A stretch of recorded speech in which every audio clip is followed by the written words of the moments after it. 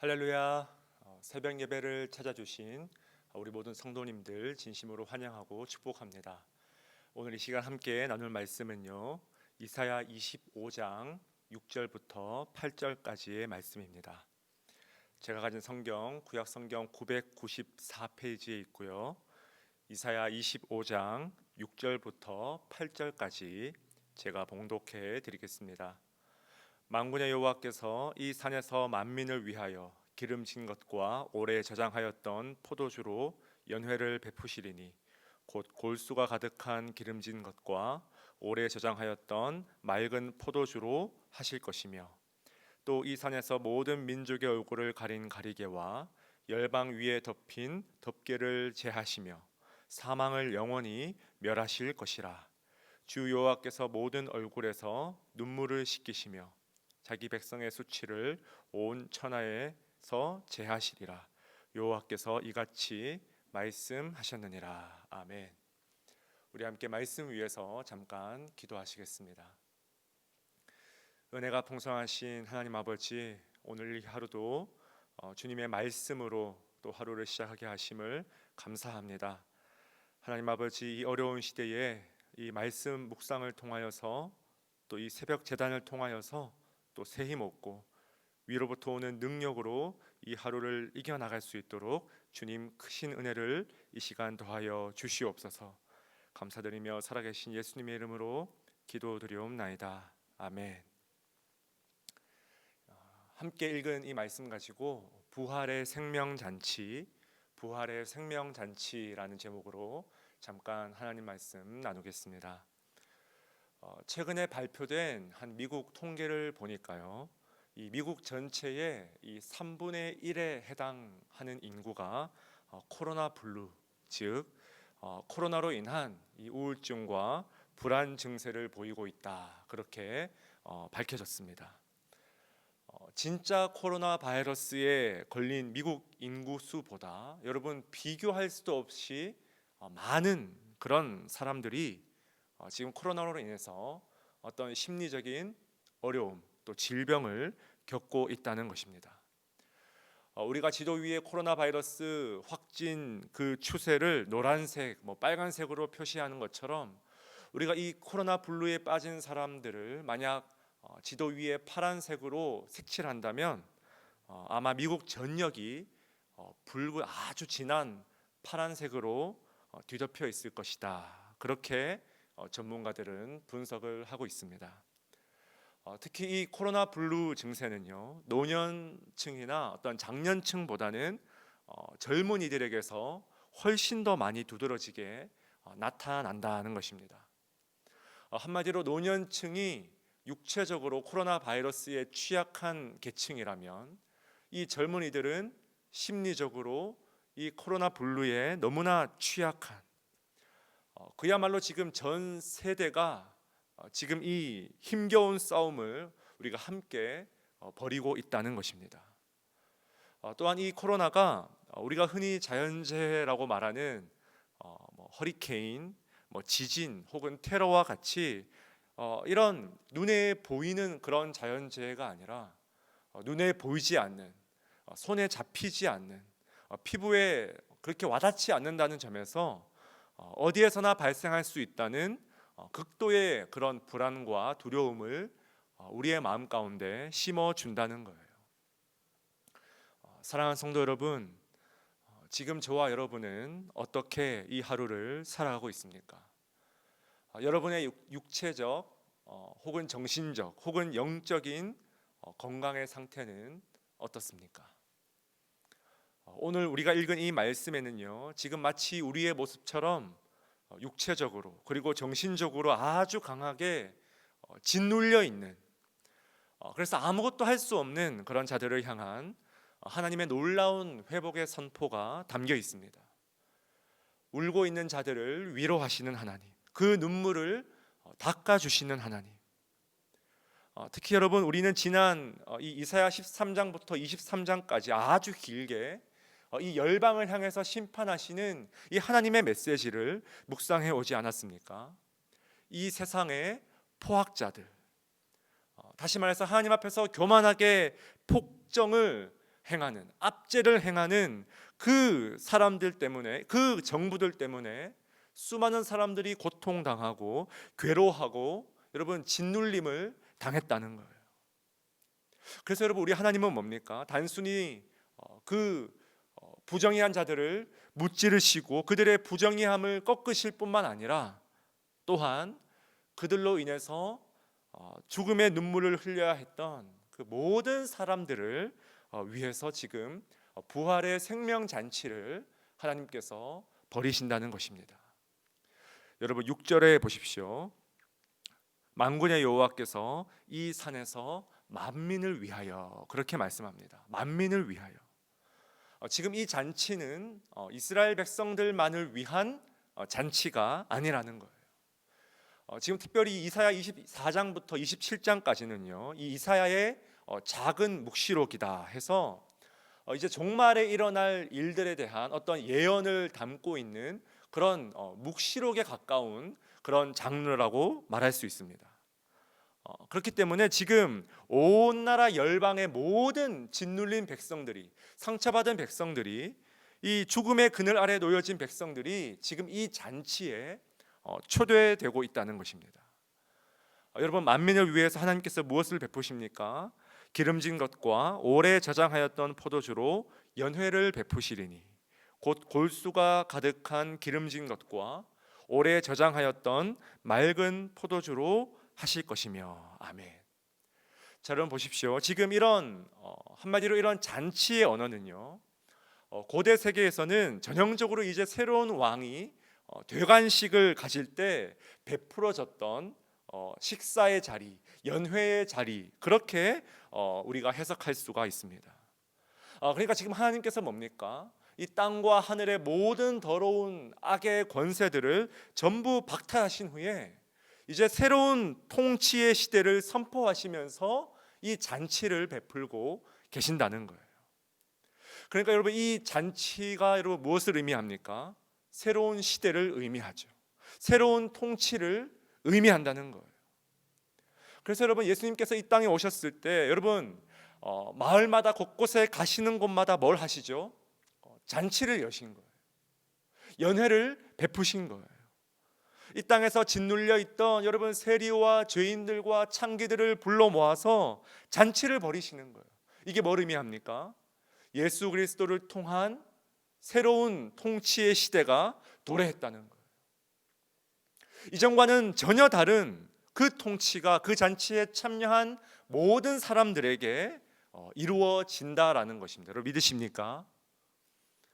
여러분 더 놀라운 것은요 하나님은 이 잔치를 오랫동안 준비해 오셨다는 거예요. 왜 그렇습니까? 6절 말씀에서 여러분 포도주를 2번이나 반복하는데 여러분 뭐라고 표현합니까? 오래 저장하였던 포도주. 마지막에 한 번 더 오래 저장하였던 맑은 포도주.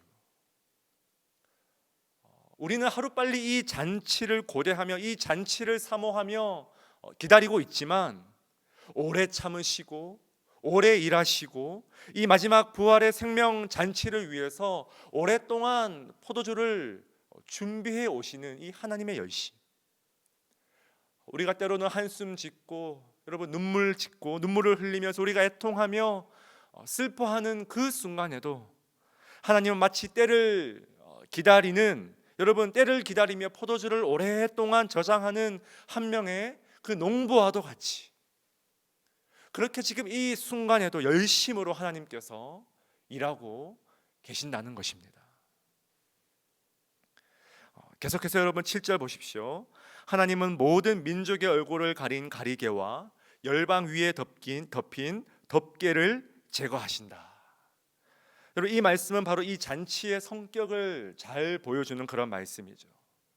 여기서 이 가리개와 덮개는요 전형적으로 애도와 슬픔을 표현할 때 뒤집어 쓴 그런 장식들을 가리키는 단어입니다.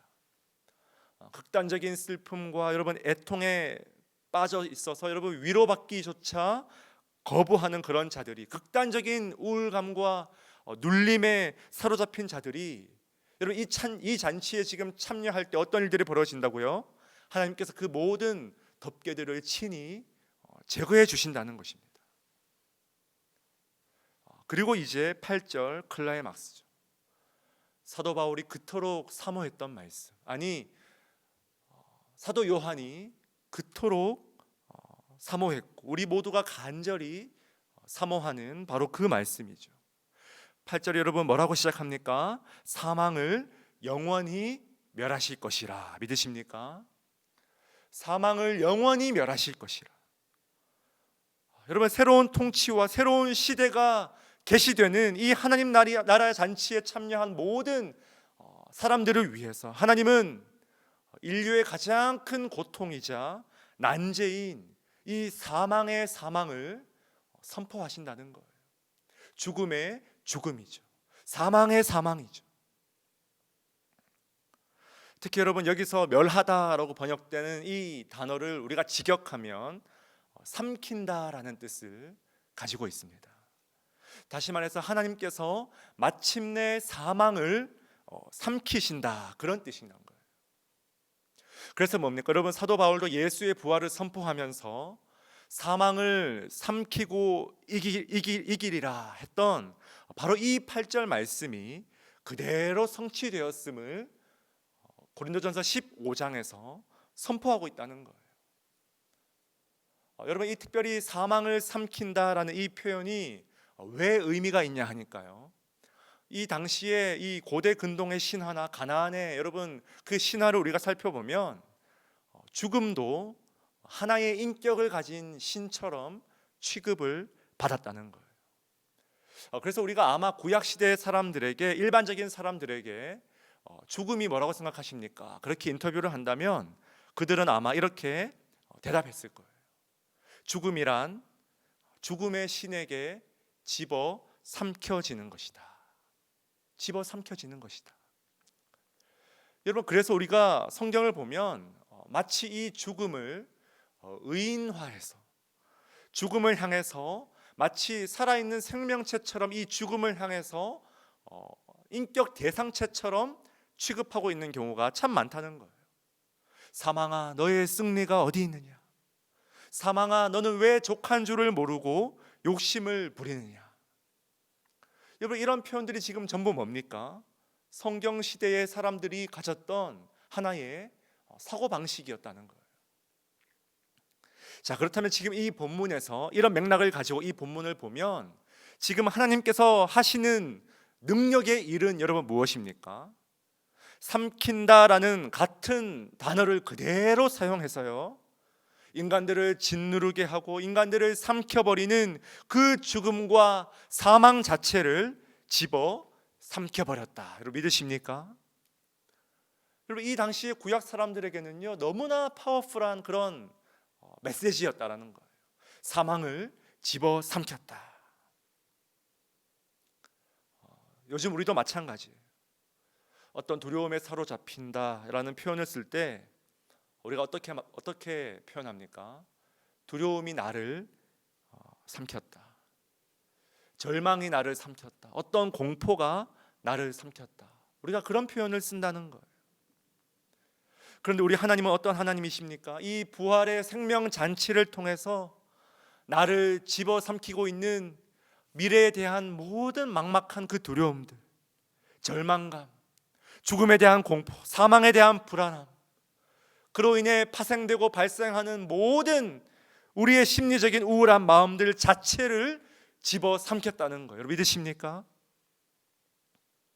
사도 바울은요, 이 구약의 말씀이 예수 그리스도의 부활을 통해서 이미 이루어졌고 이미 성취되었음을 누구보다 확신했던 그런 자였습니다.